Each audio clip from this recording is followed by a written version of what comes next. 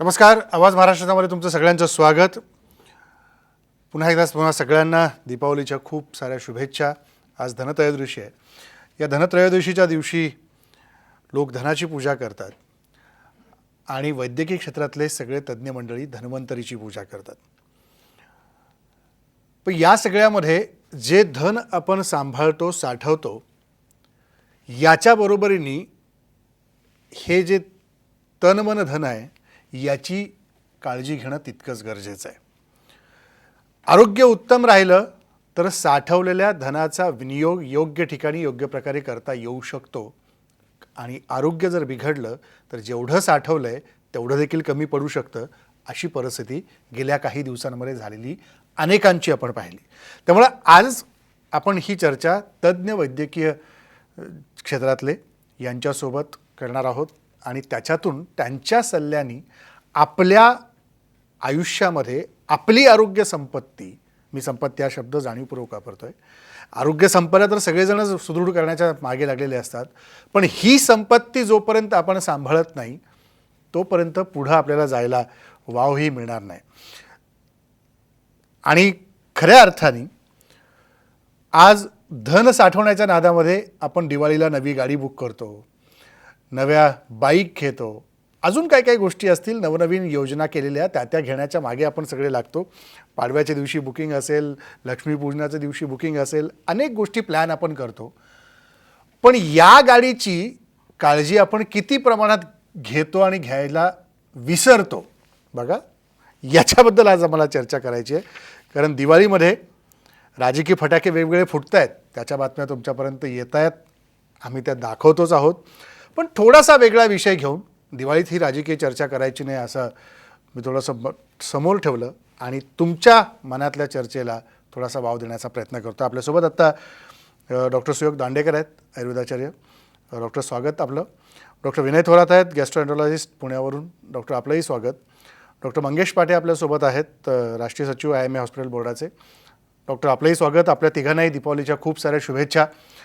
कारण तुम्ही सगळ्यांनी अनेकांचं आरोग्य सांभाळलं म्हणून ही दिवाळी अनेकांच्या आयुष्यामध्ये वेगळा प्रकाश देणारी ठरली. त्यामुळं तुम्हा सर्व डॉक्टरांचे मनापासून आभार. आणि तुमच्या सल्ल्यानेच या पुढची दिवाळी, पुढच्या वर्षीपर्यंतचा मार्गक्रमण आरोग्याचं कसं असावं याची आपण आज चर्चा करणार आहोत. कारण गेल्या 1.5-2 वर्षामध्ये जे काही लोकांनी भोगलं, सहन केलं आणि पाहिलं, हे खूप काही त्यांच्या आकलन क्षमतेच्या पलीकडचं होतं. त्यामुळे यापुढच्या काळामध्ये आपण लोकांना हा सल्ला द्यावा. मी विनंती करेन आपल्याला की त्यांनी त्यांचं आरोग्य सांभाळायचं कसं. डॉक्टर पाटे, आपल्यापासून सुरुवात करतो. आरोग्य सांभाळायचं कसं लोकांनी, ही आजची काळाची गरज आहे. म्हणून आज या धन्वंतरी दिनाच्या दिवशी, धनत्रयोदशीच्या दिवशी तुमच्याकडनं लोकांना हा आपण सल्ला देण्याचा प्रयत्न करूया.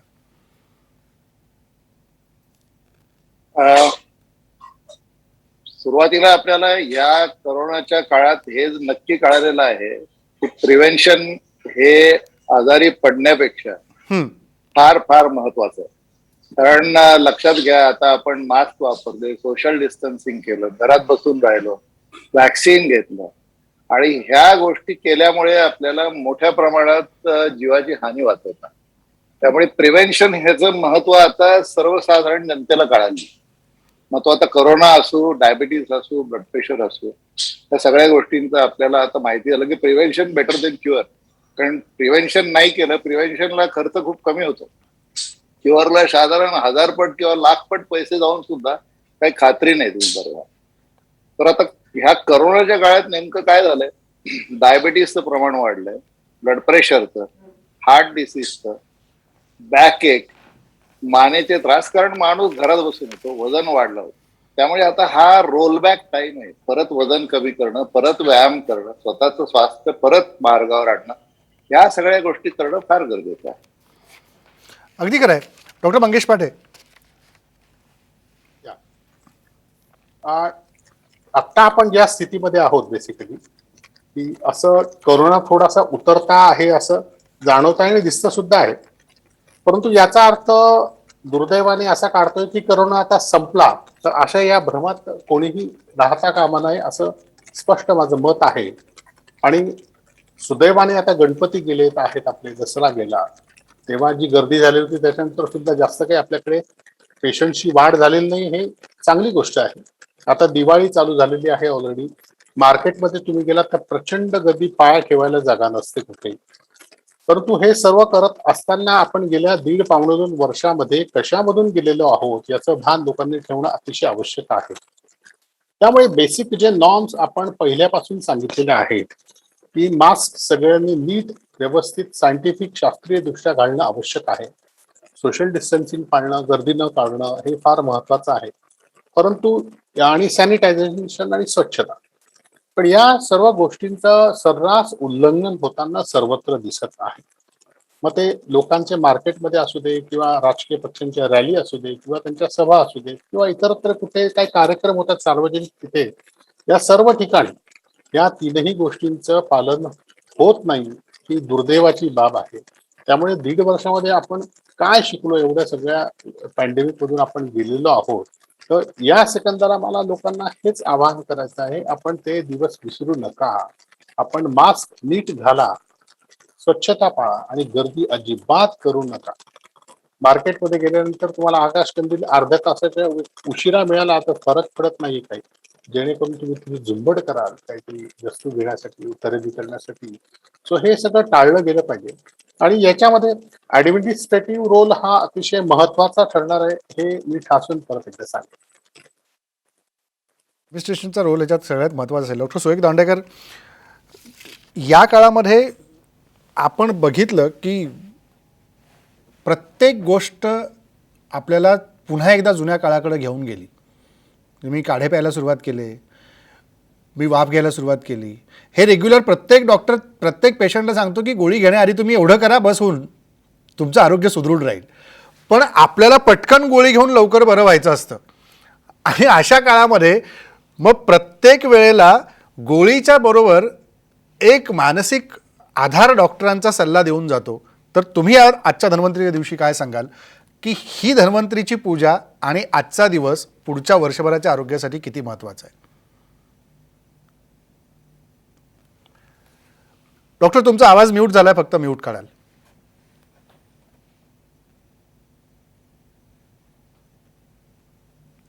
आपण पुन्हा एकदा येतोय आवाज? आता आला, बोला. येतोय? हो येतोय. येतोय? हो येतोय. तर बोला. हा, एकतर तुम्ही खूप छान सब्जेक्ट आजच्या दिवशी घेतला, त्याबद्दल तुमच्या सगळ्यांचे खूप खूप आभार आणि धन्यवाद. खरं तर तुम्ही म्हणता तसं आयुर्वेदाचा खूप वापर व्हायला लागला आणि जुन्या ज्या गोष्टी आहेत, म्हणजे पूर्वीच्या काळी आपल्याला हातपाय धुतल्याशिवाय घरात घेतलं जायचं नाही किंवा तुपाच्या भांड्याला खरकटा हात लागू दिला जायचा नाही, अशा ज्या छोट्या छोट्या गोष्टी आपल्याकडे होत्या त्या सगळ्या पुन्हा वापरामध्ये आल्या.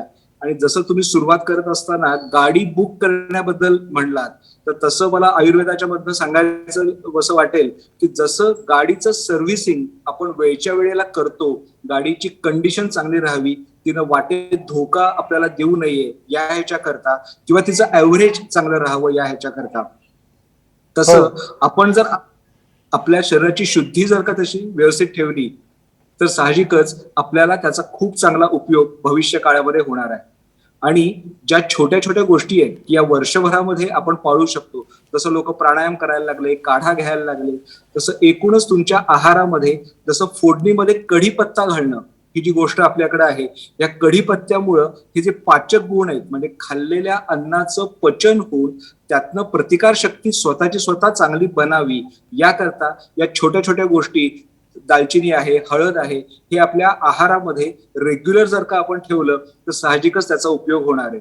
आणि आयुर्वेदाची अजून एक महत्वाची बाजू सगळ्यांच्या समोर मोठ्या प्रमाणात आली, ती म्हणजे की प्रकृती, म्हणजे प्रत्येक व्यक्ती हा वेगळा आहे.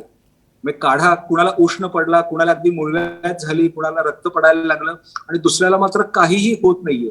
मग तुम्ही तुमची प्रकृती जाणून घेऊन त्याप्रमाणे जर आहार विहार सगळा ठेवलात तर हा वर्षभराचा काळ हा तुमचा नक्कीच चांगला जाईल. आणि आज कोविड-19चा अचानक आलेला विषय आहे, असं नाहीये की भविष्यामध्ये दुसरं कोणी येणार नाहीये. मग त्याच्या नावाची वाट बघत बसण्यापेक्षा आपण आयुर्वेद ही जी काही जीवनशैली म्हणून सांगितलं, तर प्रिव्हेन्शनचा उल्लेख आता या तज्ञ मार्गदर्शकांनी केलाच. या प्रिव्हेन्शनचं महत्व वाढलंय आणि त्याच्याकरता आयुर्वेदाचा खूप चांगला आयुर्वेदिक जीवनशैलीचा, मी आयुर्वेदिक औषधांचा नाही म्हणत आहे, आयुर्वेद रोजच्या जीवनामध्ये जो आपल्या असायला पाहिजे त्याचा खूप चांगला उपयोग होईल असं मला वाटतं.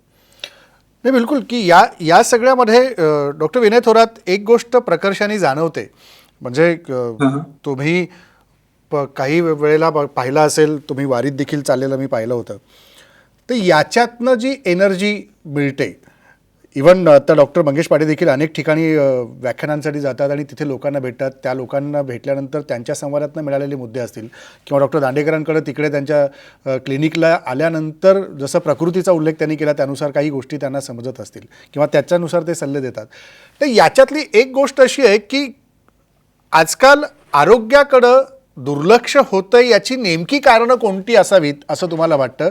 आणि त्याची जाणीव आता लोकांना झाली कोरोनाच्या या काळामध्ये की नाही नाही, आपल्याच जवळची माणसं ही पटापट दगावली, आपल्याला सोडून गेली आणि मग आपण मात्र आपल्या आरोग्याची काळजी घेतली पाहिजे आणि 7च्या आत घरात पोचलो पाहिजे.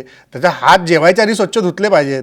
सॅनिटायझर आजकाल लोक साबण न लावता जेवायच्या आधी सॅनिटायझर हातात फवारून मग जेवायला बसतात. म्हणजे इतका धसका लोकांनी घेतलेला आहे.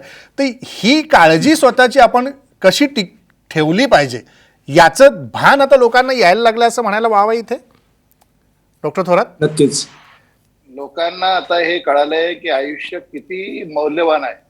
म्हणजे आजारी पडलात, हॉस्पिटलायझेशन, त्यातनं परत यायची खात्री नाही. हे करोनाच्या बाबतीत झालं. पण इतर गोष्टींमध्ये पण हार्ट अटॅक असेल, उच्च रक्तदाब असेल, डायबिटीज असेल, कुठलाही आजार आपल्याला माहिती, प्रिव्हेन्शन जास्त महत्वाचं. आता काय झालंय, पूर्वी छोटी गावं होती, छोटी शहरं होती, माणसाला कामाला जायला 10-15 मिनिटं लागायची, परत यायला 10-15 मिनिटं लागायची आणि मग घरी येऊन जेवून सुद्धा माणूस जाऊ शकत होता. त्याचा म्हणजे आहार त्यावर कंट्रोल होता, डबेवाले होते, डबे पोचायचे. त्यामुळे जे खाता येण्यासारखे पदार्थ आहेत, जे हेल्दी आहेत, ते खायला मिळायचे. आता जायचं 1.5 तास तुमच्या कामाच्या ठिकाणी, यायला 1.5 तास, माणूस थकलेला असतो, व्यायाम करूशी वाटतो, डबा जाणं शक्य नाहीये, त्यामुळे तिकडचं जेवण करावं लागतं. त्यामुळे ते जेवण चांगलं किंवा हेल्दी असेल याचाही काही खात्री नाही. त्यामुळे ह्या सगळ्या गोष्टींमुळे काय होतंय की लोकांचं वजन वाढायला लागलंय, व्यायाम कमी पडायला लागलाय, डायबिटीस व्हायला लागलाय, फॅटी लिव्हर, रक्तदाब, हे सगळ्या गोष्टी. आता थोडस आपल्याला ह्याच्यातनं काही ना काहीतरी करून लोकांनी असा विचार केला पाहिजे, नाही आज मी इथपर्यंतच स्कूटरने जाईन किंवा बसने जाईन आणि उरलेला रस्ता घरापर्यंत मी चालत जाईन. एवढं जरी केलं तरी फार.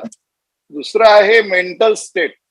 माणसाची मेंटल स्टेट आता अशी झालेली आहे की खूपच डिप्रेशन आलेलं आहे लोकांमध्ये या कोरोनामुळे. आणि त्यामुळे काय होतंय, तो प्रॉब्लेम असा झालेला आहे की लोक जाऊ दे बाबा, व्यायाम आज नको करायला, एक प्रकारचं नैराश्य आलंय. त्यातनं बाहेर यायला पाहिजे लोकांनी, तरच ते परत आपल्या प्रकृतीची काळजी घेऊ शकतील आणि परत प्रकृती त्यांची पूर्वपदावर येईल. डॉक्टर पाटे, मगाशी जसं आपण म्हणालो की या कोरोनाच्या काळामध्ये अनेक धडे आपल्याला मिळाले. ते आपल्या सवयीबद्दलचे असतील, आपल्या एकमेकांच्या आरोग्याकडं पाहण्याच्या दृष्टिकोनाबद्दलचे असतील, सगळ्याच बाबतीमध्ये. तर या कोरोनानंतरचा काळ आपण अभ्यासल्यानंतर काय गोष्टी समोर येताना दिसतात की पुढच्या काळामध्ये आपण हे टाळल्या पाहिजेत, याच्यावरती आपण अधिक भर दिला पाहिजे, त्या सुधारण्याकरता आणि त्याच्यापासून दूर राहण्याकरता? असे कोणत्या काही 5 ते 10 गोष्टी आपल्याला सांगता येतील? सगळ्यात महत्वाचं. त्यामुळे हा जो ज्या प्रकारे डिस्कशन होतं की करोना आता गेला, करोना आला, असं काही होत नसतं. व्हायरसेस हे इथे राहण्यासाठीच आलेले आहेत आणि कायमस्वरूपी. हे एक बेसिक गोष्ट सगळ्यात पहिल्यांदा सर्वांनी लक्षात घेतली पाहिजे. आता आपल्याकडे सीझनल फ्ल्यू येतो किंवा इतर तत्सम व्हायरल इलनेसेस, आजारांचं जे मध्ये मध्ये येतं, पावसाळा चालू झाला, थंडी चालू झाली, त्या सर्दी चालू होते. अशा प्रकारे हे करोनाचे हे अटॅक्स हे चालू राहतील याच्याबद्दल कोणालाही शंका असता कामा नाही. हा पहिला मुद्दा.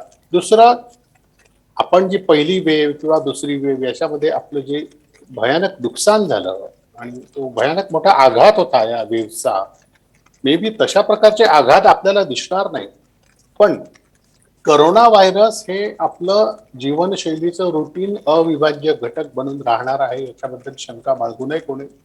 त्यामुळे या करोना व्हायरसच्या प्रतिबंधासाठी जे काही आपण वेळोवेळी सांगत आलेलो आहोत, जसं मास्क वापरणं. आजकाल आपण गप्पा मारत, याच्यापूर्वी आपण काय करतो, चार चौघे गप्पा मारत उभे राहिलो तर कोणी जर खोकला करत असेल तर आपण दुर्लक्ष करतो, लक्ष सुद्धा देत नाही की आपल्या खोकल्यामुळे जे काही आपली थुंकी हवेत उडणार आहे त्याच्यामुळे इतरांना व्हायरल पसरू शकतो. आणि हे काहीही लक्षात न येता या व्हायरल इलनेसेसचा, डिसिजेसचा, आजारांचा प्रसार हा होत राहतो. तर अशा गोष्टी होऊ नये म्हणून गर्दी कायमस्वरूपी टाळणं अतिशय आवश्यक आहे. दुसरं, मास्क लावणं अतिशय महत्वाचं आहे.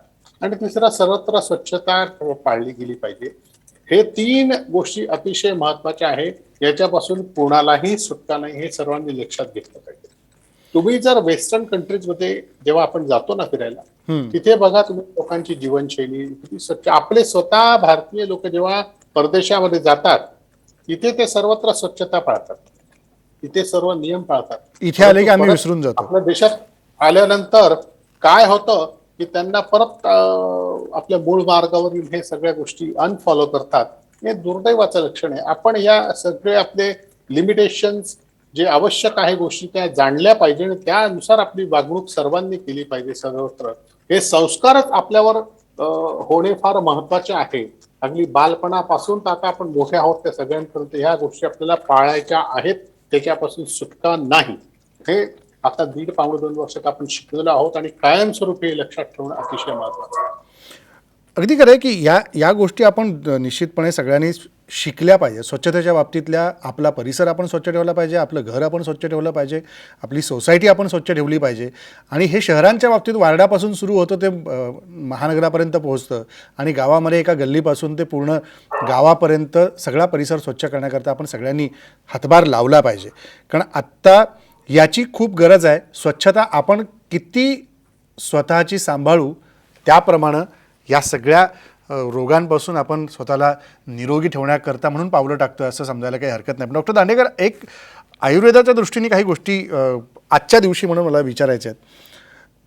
कारण आज धनत्रयोदशीच्या दिवशी पूजा करताना अनेक ठिकाणी आपण बघतो, बाजारामध्ये आम्ही देखील काल पाहत होतो, बत्तासे आणि चुरमुऱ्याचा प्रसाद फार मोठ्या प्रमाणात दिसत होता. धने प्रत्येक जण घेण्याकडे सगळ्यांचा कल होता आणि धने घरामध्ये पूजेच्या ठिकाणी ठेवायचे आणि प्रसादामध्ये बत्ताशाबरोबर खायचे. तर याला आयुर्वेद नेमकं काय सांगतं की आज हे का वापरलं जातं? वा, खूप छान प्रश्न. फक्त आता सरांनी जे सांगितलं की आपण बाहेरनं जसं स्वच्छता आणि मास्क वापरलं पाहिजे, त्याच्या कंटिन्युएशन मध्ये मला 1-2 गोष्टी सांगाव्याशा वाटतात. की जसं आपण हे बाहेरच्या सगळ्या गोष्टी सांभाळणार आहोत तसं आतनं शरीर शुद्ध ठेवणं. जसं पूर्वीच्या काळी मे महिना आला की घरातल्या सगळ्यांना एकदा एरंडेल पाजलं जायचं. आता एरंडेल पिणं समजा शक्य नाहीये, पण चपाती भाकरीमध्ये 2 चमचे एरंडेल आपण एक आठवडाभर, वर्षातनं 1 आठवडाभर घालू शकतो, जेणेकरून आतनं आपलं शरीर शुद्ध राहील.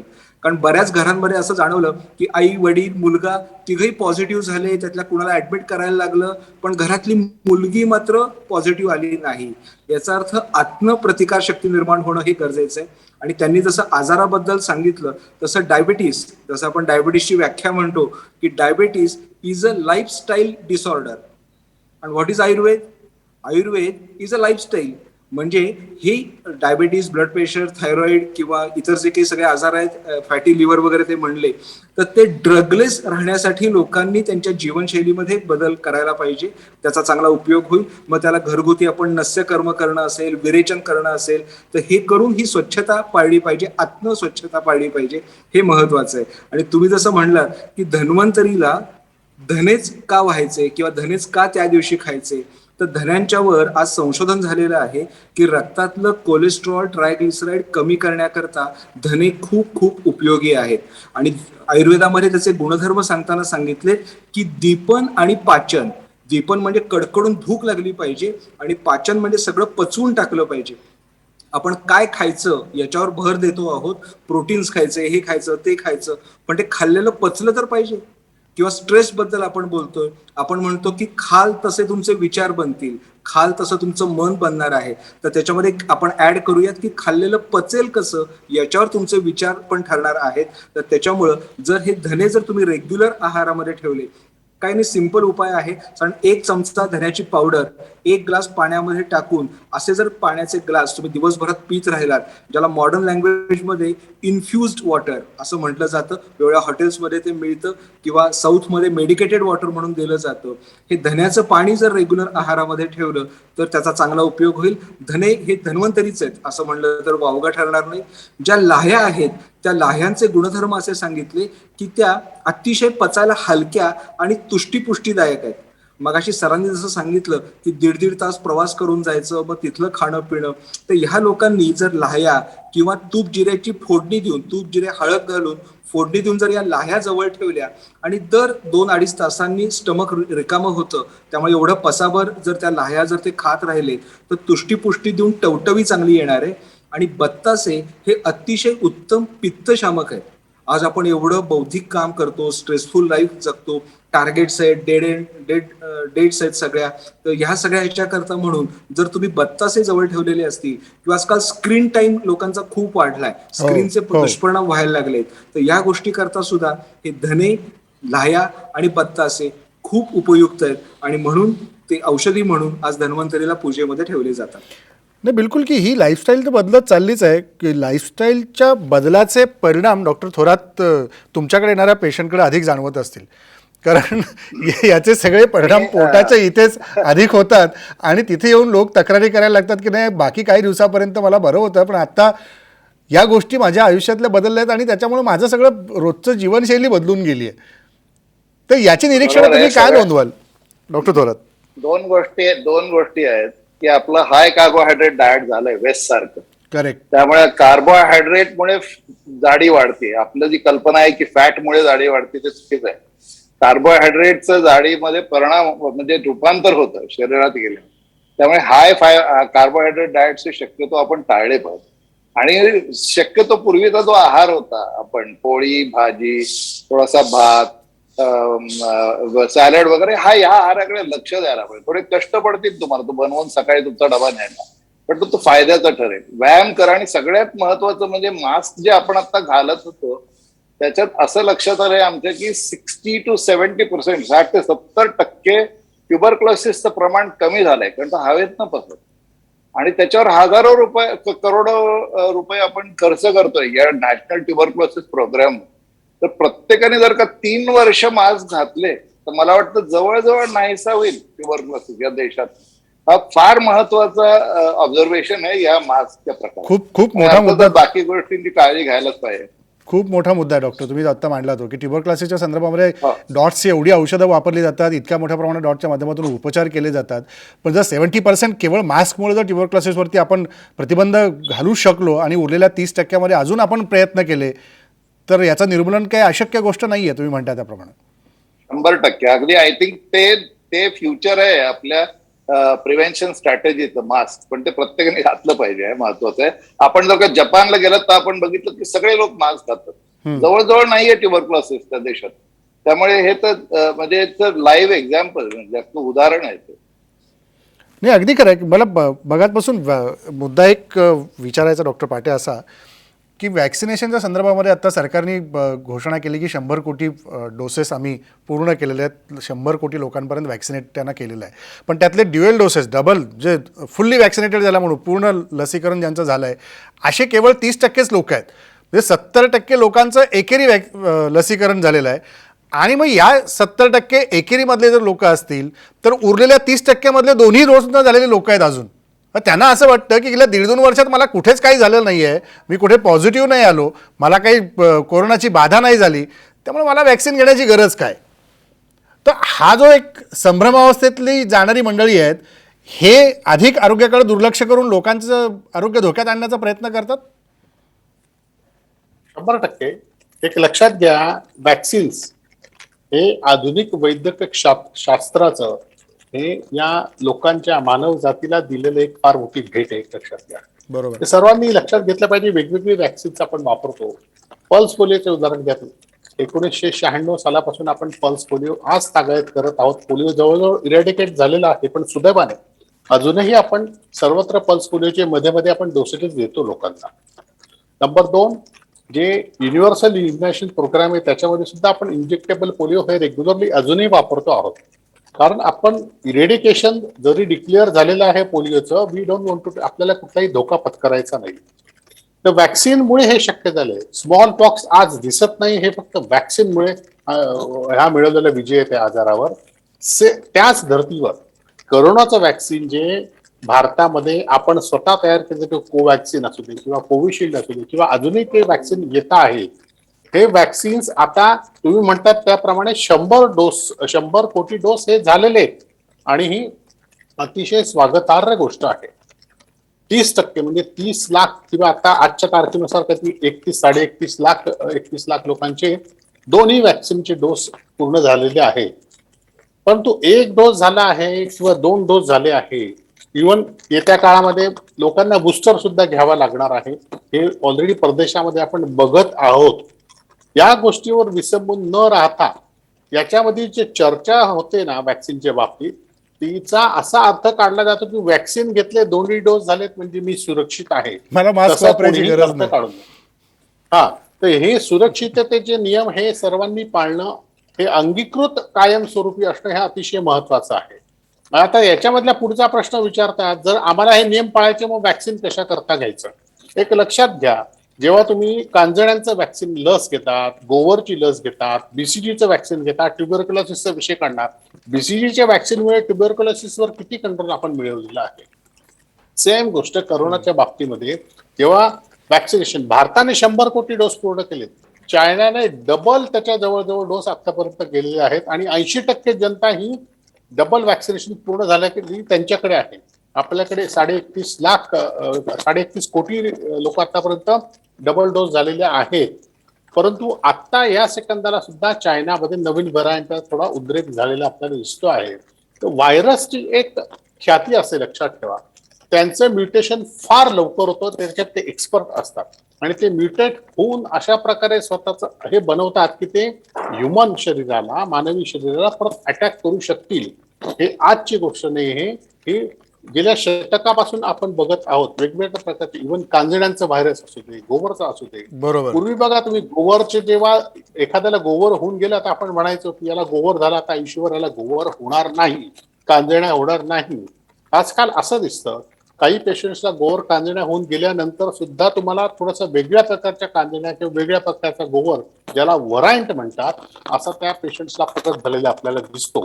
हे व्हायरसमध्ये जे म्युटेशन्स होतं त्याच्यामुळे हे सगळं होत आहे. इव्हन कोविडमध्ये सुद्धा सेम गोष्ट होते आहे. त्यामुळे जे काही पहिल्या आणि दुसऱ्या वेव्ह मध्ये आपलं नुकसान झालेलं आहे, मी परत सांगतो, ते म्युटेशनमुळे असू दे किंवा कशामुळे जे कोविडचे परत आपल्यावर अटॅक्स होणार आहे मानव जातीवर, त्याच्यावर एकमेव उपाय म्हणजे आपण हे प्रिव्हेंटिव्ह मेजर्स हे बरोबर, प्रतिबंधात्मक उपाय आपण योजले पाहिजेत आणि आपण आपली काळजी निश्चितपणे घेतली पाहिजे. अगदी शेवटी डॉक्टर दांडेकर, की आपण आपली जीवनशैली यापुढच्या काळामध्ये कशी ठेवली पाहिजे. लवकर निजावे, लवकर उठावे असं जे म्हटलं जातं, तर रात्री 10-10:30 वाजता झोपलं पाहिजे, पहाटे उठलं पाहिजे. जे आपल्या वैदिक दिनचर्येमध्ये सगळं सांगितलेलं आहे की सकाळी उठल्यानंतर तुम्ही सगळा प्रातर्विधी झाल्यानंतर व्यायाम, प्राणायाम हे करायला पाहिजे. वेळच्या वेळेला सकस षटरसात्मक असा सगळा आहार घ्यायला पाहिजे. शेवटी आपण सगळं म्हणतो तसं रोज पान उलटून रात्री झोपलं पाहिजे. कालची टेन्शन्स आज घेऊन पुढे कॅरी नाही केली पाहिजेत. ही जी सगळी एक आयुर्वेदिक किंवा भारतीय जीवनशैली आपण असं म्हणू, की आपण हे सगळं, जसं आपण सर आता व्हॅक्सिनेशनचं म्हणत होते, आपण पोलिओ सगळा व्हॅक्सिनेशन इरेडिकेट केला, तेव्हा सगळ्यांनी, मग आयुर्वेद असेल, ॲलोपॅथी असेल, होमिओपॅथी असेल, या सगळ्यांनी एकत्र येऊन ही एक जीवनशैली आणि ही औषधं ही वापरून आपण पुढं कोणताही जरी व्हायरस आला तरी त्याच्या विरुद्ध लढायला तयार राहिलं पाहिजे. अगदी खरं आहे की आता यापुढची जीवनशैली सुदृढ राहण्याकरता म्हणूनच आपण सगळ्यांनी आपल्या आयुष्यातलं मार्गक्रमण हे सुरू ठेवलं पाहिजे. येणारे रोग हे कुठले असतील, कशा पद्धतीचे असतील, याचा अंदाज आपण आता कोविडच्या निमित्ताने घेतला, तो येत नाही. त्यामुळं कुठल्याही बाबतीमध्ये वावरत असताना माझ्या जीवनशैलीमध्ये ती सुदृढता आणण्याकरता वैद्यकशास्त्राचे प्रमाण, नियम आपण पाळले पाहिजेत. आणि शिवाय माझी जीवनशैली लहानपणापासूनची कशी होती आणि आता मी कसं वागतोय आणि कसं जगतोय, कसं राहतोय, याकडेही आपण भान ठेवलं पाहिजे. आणि त्या दृष्टीने जेव्हा जेव्हा आपण तज्ज्ञ डॉक्टरांना जाऊन भेटतो तेव्हा तक्रारीचा पाढा वाचण्यापेक्षा त्यांनी सांगितलेले सल्ले जर आपण अनुक्रमण करायला लागलो तर तक्रारी उरणार नाहीत आणि सगळी जीवनशैली ही निरोगी सुदृढ राहायला मदत होईल. धन्यवाद doctor Dandekar, doctor Thorat, doctor पाटे, आपण आलात आणि आजच्या दिवशी आमच्या प्रेक्षकांसाठी या गोष्टींची चर्चा आपण केली. त्यामुळे पुन्हा एकदा तुम्हाला सगळ्यांना धन्वंतरी दिनाच्या शुभेच्छा, शुभ दीपावली. तुमच्या सगळ्यांच्या सल्ल्यांनी सगळ्यांचं आरोग्य सुदृढ राहो हीच सदिच्छा व्यक्त करतो आणि या कार्यक्रमात सहभागी झाल्याबद्दल आपल्या सगळ्यांचे आभार मानतो. इथंच थांबतो. नमस्कार.